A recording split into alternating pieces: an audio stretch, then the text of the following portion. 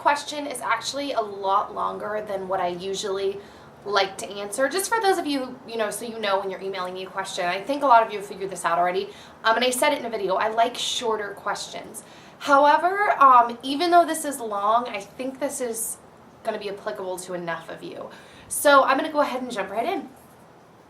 Hey Nikki, so I've always been a goody two-shoes. I'm 16, I've never tried drugs, had alcohol, or even cheated on a test. And I'm still a virgin.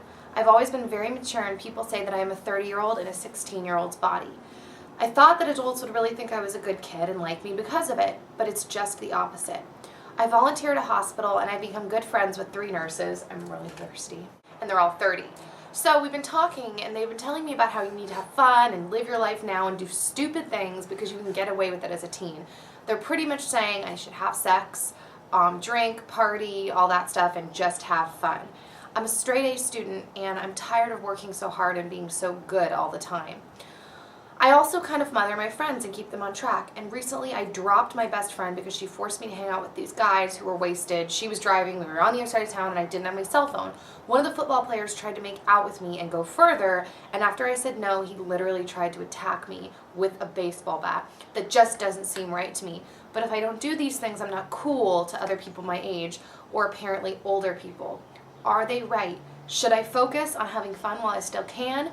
You're very mature. Did you drink or party in high school? Does being a goody two-shoes really get you nowhere in life? Okay, this is going to be a really hard question to answer because there's so many answers to this question. The first thing I want to say, first off, being 30 actually, yes, 30 is an adult, but, okay, gotta back up.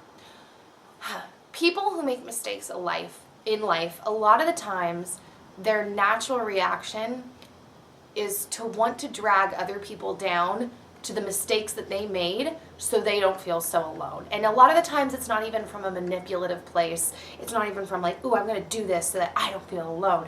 It's just like a knee-jerk reaction. That's where peer pressure comes into things with like drugs and drinking and partying, because deep down inside, oftentimes they know like, I don't want to be the only one doing this, like, and these oftentimes aren't even conscious thoughts. They're just reactions to situations. So that being said, 30 years old, while it is an adult, that is technically an adult, a lot of the times being 30, like they've just come out of their 20s and they may have had some wild 20s, okay? Let me just tell you, I can tell by your letter, you fully know that drinking and partying and doing drugs and sleeping around is not what gets you far in life. I can just tell you're feeling beaten down by others who are discouraging you from it. I'm telling you, they are discouraging you from it because either they don't want to feel alone in the mistakes that they have made, or they maybe had an experience that, wait, what's the word that I'm looking for? Yeah, that's all I was trying to say. My brain got sidetracked. People don't like to be alone in the things that they've done, the mistakes that they've made. They like to feel like it's okay, it's all good. And that's not the case. And unfortunately, like I said, that's just most of our reactions to things, Oh, you're fine, like whatever. It's all good. Like you need to have fun, when really like you're being focused, you're going to get somewhere in life. No, is being a goody two-shoes going to get me nowhere in life? No. In fact, I think it's the opposite. I'm not talking in terms of like looking down at people like, because that will get you nowhere in life. I'm talking about being focused and doing what you need to do to keep yourself on track. You're going to attract the right kind of guys if you what you give off, you often attract. Okay? This isn't always the case because sometimes I feel like people go looking for maybe role models that they've had in life. If they only know love is a certain thing, that may be what they look for.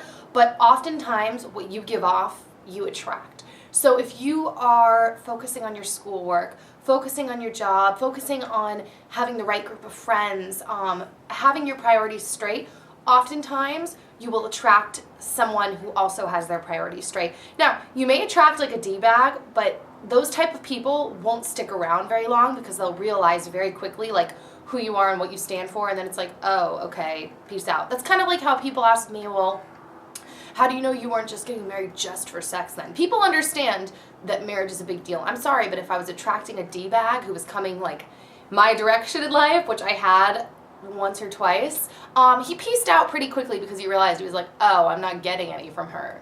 Well, waste of time, like peace, you know what I mean? That was kind of what that was like. So you attract what you give off.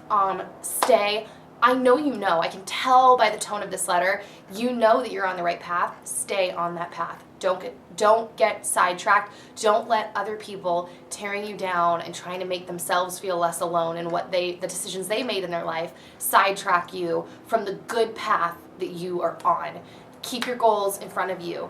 Make the right kind of friends. If your friends, I'm sorry, but if your friends are peer pressuring you to the point where they're driving drunk and you're ending up with some guy and almost getting raped, you need new friends. Like, that's not like a light, like, oh gosh, and then this happened, and oh gosh, so what do you think? Like, that's a big deal. You need to make friends in the places, like in study groups, in church groups. Go to where you're going to be around like-minded people and make friends with those people, not people who are driving drunk. That's just really bad.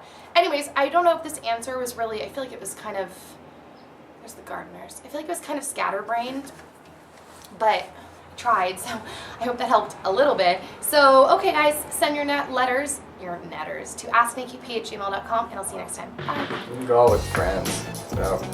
Dating. Yeah. Yeah. You don't have to go one-on-one with another dude. I mean, you can go, I don't know. Maybe.